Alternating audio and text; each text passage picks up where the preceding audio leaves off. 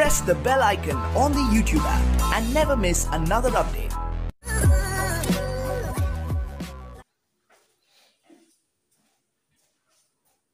नमस्कार दोस्तों, मैं राम पारिजातम चार्टर्ड अकाउंटेंट आपका स्वागत करता हूं एसएफएससी की ग्रांट से रिलेटेड जानकारी के वीडियो में। आज हम लोग इस वीडियो में जानेंगे कि एसएफएससी की जो कैपिटल ग्रांट है वो किसको मिलती है, ये ग्रांट क्यों मिलती है, ग्रांट कैसे मिलती है, क्यों नहीं मिलती है, इस ग्रांट का बेस्ट इस्तेमाल हम कैसे कर सकते हैं। साथ में एसएफएससी का एक क्रेडिट गारंटी फंड है, उसकी एक्सेस कैसे करनी है, वो फंड क्या है, थोड़ा बहुत उसके बारे में जानेंगे। बाकी उसके लिए एक सेपरेट वीडियो अलग से बनाएंगे। तो शुरू करते हैं।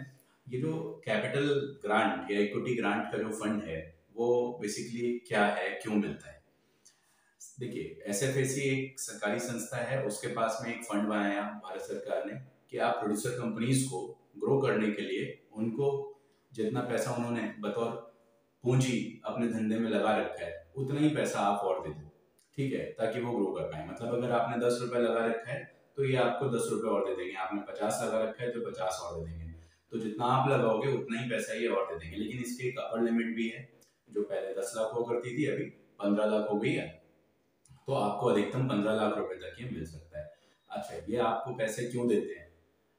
सिंपल सी चीज है, इन्होंने 3 पॉइंट्स बताए कि आपकी वायबिलिटी को इन्हांस करने के लिए, आपकी सस्टेनेबिलिटी को इन्हांस करने के लिए, भाई आपकी एफपीसी है वो कंटिन्यूअस रहे, उसको कहीं हर्डल्स ना आए, वो रुकने ना पाए, वो प्रॉपर चलती रहे, इसके लिए देते हैं। आपकी एफपीसी बेसिकली क्या होता है, जितनी भी सरकारी बैंकें हैं या जो एनबीएफसीज हैं जो आपकी एफपीसीज को फंडिंग करती हैं, तो वो फंडिंग करने के लिए देखती हैं कि बतौर पूंजी आपने कितना लगा रखा है। आपने जितना पैसा लगा रखा है उसका सर्टेन टाइम्स ही वो आपको पूंजी कर पाते हैं। तो जाहिर सी बात है, अगर आपने 100 रुपए लगा रखा होगा, मान के चलिए किसी ने बोला हम 6 गुना देंगे तो आपको 600 रुपए का लोन और मिल जाएगा। लेकिन ये 200 रुपए अगर आपका हो जाए तो यही 600 की अमाउंट 1200 हो जाएगी। तो आपकी क्रेडिट वर्दीनेस को बढ़ाने के लिए उन्होंने दिया है। और जो आपके शेयर होल्डर हैं उन शेयर होल्डर्स को उनकी ओनरशिप क्रिएट करने के लिए कि कोई ज्यादा से ज्यादा ओनरशिप रहे, इसके लिए दिया हुआ है। वहीं जो इनका क्रेडिट गारंटी फंड है वो क्या करता है, वो कहता है कि जब आप बैंकर के पास जाते हो, एनबीएफसी के पास जाते हो, तो वो आपसे कोलैटरल सिक्योरिटी मांग लेते हैं। तो वो सिक्योरिटी आपके पास होती नहीं है। इवन जो अगर मान लीजिए सीजीटीएमएससी वगैरह के जो लोन्स होते हैं उसमें आपकी जो एनुअल मेंटेनेंस चार्जेस होते हैं वो बहुत ज़्यादा होते हैं। तो अगर सीजीटीएमएससी की गारंटी जो है, आप बैंक जो लैंडिंग इंस्टीट्यूशन है जहाँ से आप ले रहे हो, वो गारंटी ना लेके अगर आप एसएफएससी की कैपिटल गारंटी फंड की, ये जो सॉरी क्रेडिट गारंटी फंड की आप लेते हो उसमें गारंटी, तो उसमें 0.85% के आसपास ही प्लस जीएसटी आपका खर्चा है, तो वो भी सस्ता पड़ जाता है। तो बेसिकली ये आपके लिए आपके लिए इक्विटी ग्रांट फंड है जहाँ पे वो आपको पैसा दे देते हैं। एक और फंड बना रखा है जिससे वो लेंडिंग इंस्टीट्यूशंस को, बैंक्स को, एनबीएफसीज को सिक्योरिटी देते हैं आपके बिहाफ पे, जिससे वो लोग आपको लोन दे पाए, ठीक है। तो ये किसके लिए देते हैं? आपको कोलैटरल फ्री लोन देने के लिए देते हैं, जिससे कि आप अपनी जो लैंडिंग इंस्टीट्यूशंस हैं उनके साथ में जो रिस्क है उसको मिनिमाइज कर पाएं। और ये जो लोन्स हैं ये 1 करोड़ रुपए तक के लोन्स इसमें कवर्ड हैं, ठीक है सर। अब समझते हैं कि इक्विटी गारंटी, इक्विटी जो ये कैपिटल ग्रांट है, ठीक है, इक्विटी कैपिटल ग्रांट के लिए आपको क्या क्या एलिजिबिलिटी रिक्वायर्ड है। सबसे पहले तो आपकी एफपीसी रजिस्टर्ड होनी चाहिए, मतलब आपकी कंपनी कंपनीज एक्ट 2013 या 1954 वाले में आपकी प्रोड्यूसर कंपनी रजिस्टर्ड होनी चाहिए, ठीक है।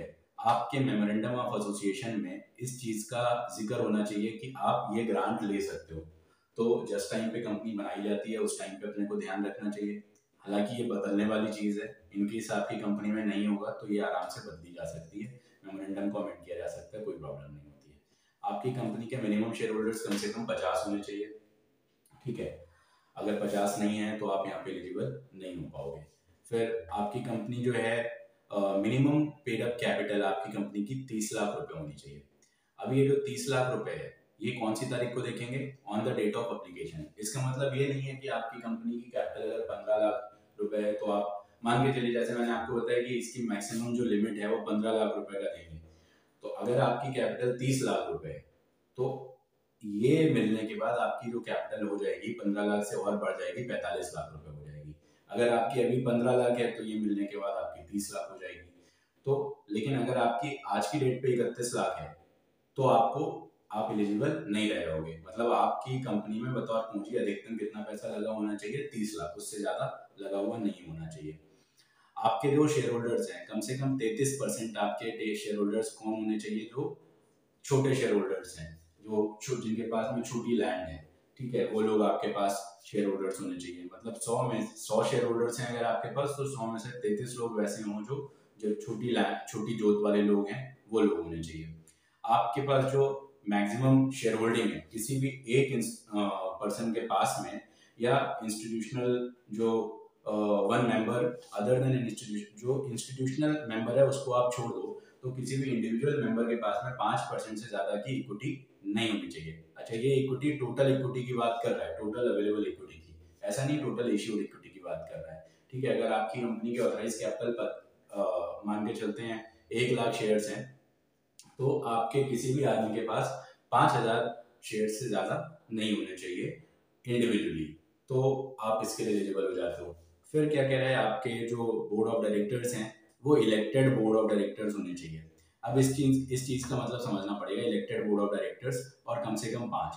बेसिकली होता क्या है कि हर साल के आखिर में आपकी एनुअल जनरल मीटिंग होती है, तो एनुअल जनरल मीटिंग में जो आपका बोर्ड ऑफ डायरेक्टर होता है उसको हम लोग इलेक्ट करते हैं। शेयर होल्डर्स, हम लोग मतलब शेयर होल्डर्स लोग चूज करते हैं कि ये लोग हमारे डायरेक्टर्स रहेंगे।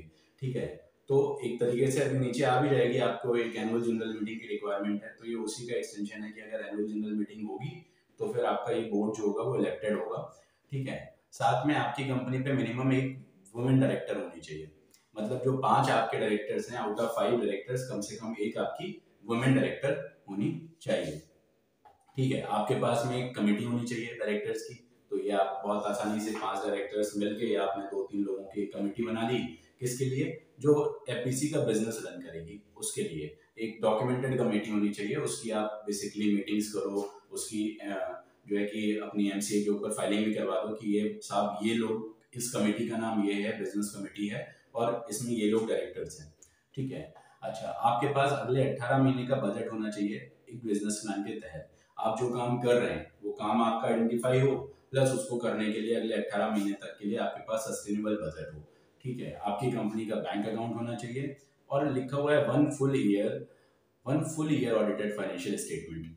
तो यहाँ पे क्या होता है कि मान लीजिए अगर कोई कंपनी जनवरी में बन गई तो प्रैक्टिकली फुल ईयर नहीं हुआ, ऑडिटेड फाइनेंशियल स्टेटमेंट हो गए 3 महीने पुराने। ठीक है, तो 12 महीने का ही ऑडिटेड फाइनेंशियल स्टेटमेंट हो, ऐसा इन्होंने इस स्कीम में लिखा हुआ है। ठीक है सर, नेक्स्ट चीज समझते हैं सैंक्शनिंग कैसे होगी। तो इक्विटी ग्रांट जो होगी वो एक तरीके का कैश इन्फ्यूजन है। भाई आपको पूरा पैसा आपकी कंपनी के खाते में मिल जा रहा है। कितना मिलेगा? 15 लाख रुपए मिलेगा मैक्सिमम। अगर आपका 10 लाख लगा है तो आपको 10 लाख मिलेगा, आपका 5 लाख लगा है तो आपको 5 लाख मिलेगा। ठीक है, तो जितना आपका लगा है, अब आपका 20 लगा है तो आपको कितना मिलेगा? 15 लाख रुपए। Correct, okay. इक्विटी ग्रांट जो है ये सीधे आपकी कंपनी के बैंक खाते में आएगी, बीच में कहीं कोई मीडिएटर एंगेज नहीं होगा। ठीक है, अच्छा, ग्रांट मिलने के बाद क्या करना है आपको? ग्रांट मिलने के बाद 45 दिन के अंदर अपने जो एग्जिस्टिंग शेयर होल्डर्स हैं उनके जस्ट जितना आपने एक एस्टिमेट बनाया होगा कि ये जो ग्रांट आएगी इस शेयर से, इस आदमी को इतना पैसा, इस आदमी को इतना शेयर देंगे, तो जो आपने प्रपोजल बना के एसएफएसी को सबमिट किया था, ठीक है, उसके मुताबिक आपको 45 दिनों के अंदर उन लोगों को शेयर्स वापस से कर देने हैं कि with in 45 days of receipt of equity grant आप एडिशनल शेयर्स इशू कर दोगे अपने शेयर होल्डर्स को। ठीक है, किसके बराबर? जो उन्होंने, जितनी आपने उस प्रपोजल में लगा रखी हो कि इस आदमी को हम इतना देंगे। अच्छा, ये कैसे हम लोग निकालेंगे कि किसको इतना देंगे? किसी भी एक आदमी को 1000 रुपए से ज्यादा नहीं दे सकते। अगर मान लीजिए आपके पास स्मॉल ग्रुप्स हैं, ठीक है, एसएचजी जिनको बोलते हैं, फार्मर इंटरेस्ट ग्रुप्स हैं, जॉइंट लायबिलिटी ग्रुप्स हैं, तो उस केस में आप क्या करोगे? जो भी नंबर ऑफ मेंबर्स हैं उनको आप 1000 से मल्टीप्लाई कर दो, लेकिन किसी भी ग्रुप, किसी भी जेएलपी या किसी भी एसएचजी को आप 20,000 रुपए से ज्यादा के शेयर्स अलॉट नहीं करोगे। और जो आपके इंस्टीट्यूशनल शेयर होल्डर्स हैं उसको आप कभी भी 1 लाख रुपए से ज्यादा के शेयर्स अलॉट नहीं करोगे। ठीक है, होता क्या है, एफपीसी बनाने के लिए जैसे 10 लोगों की आवश्यकता होती है।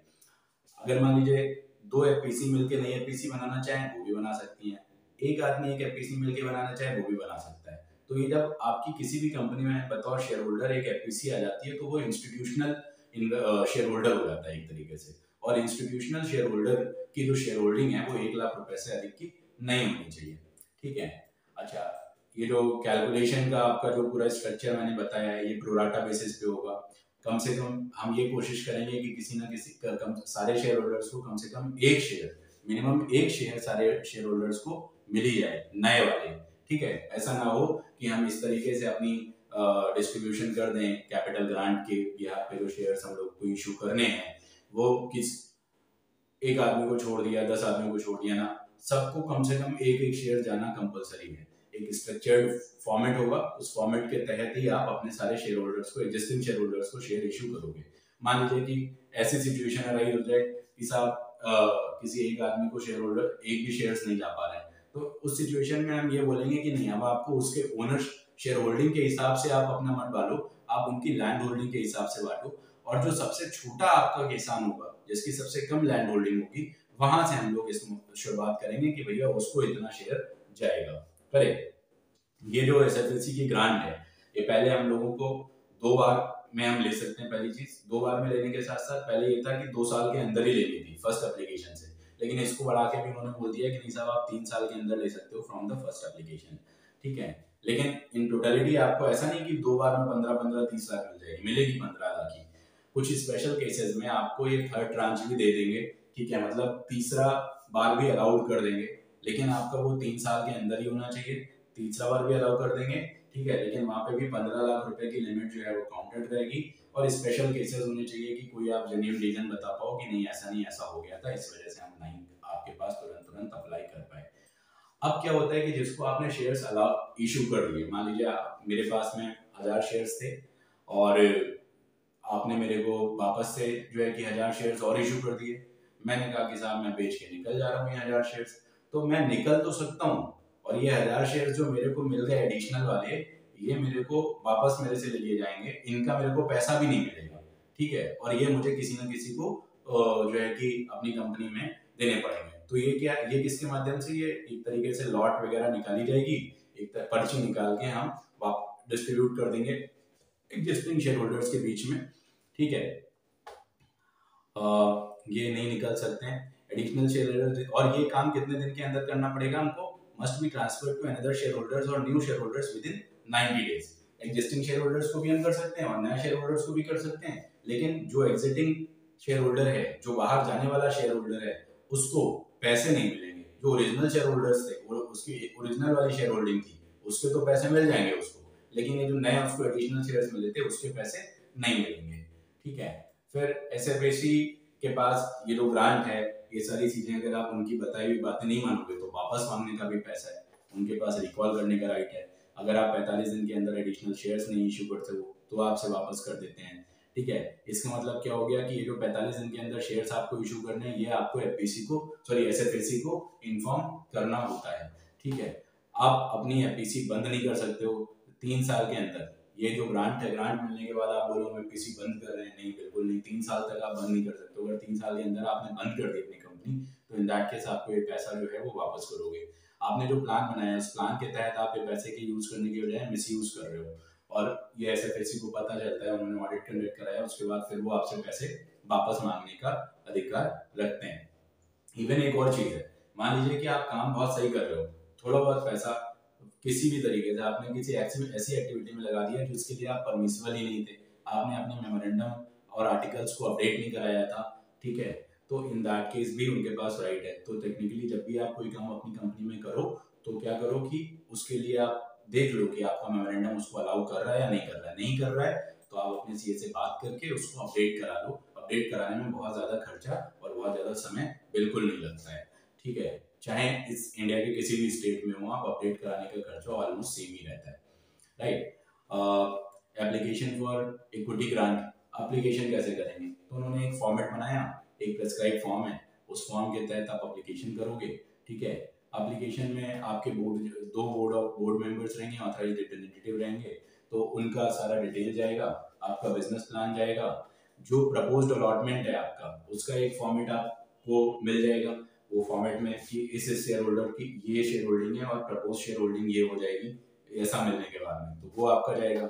एक बोर्ड रेजोल्यूशन जाएगा आपका, ठीक है।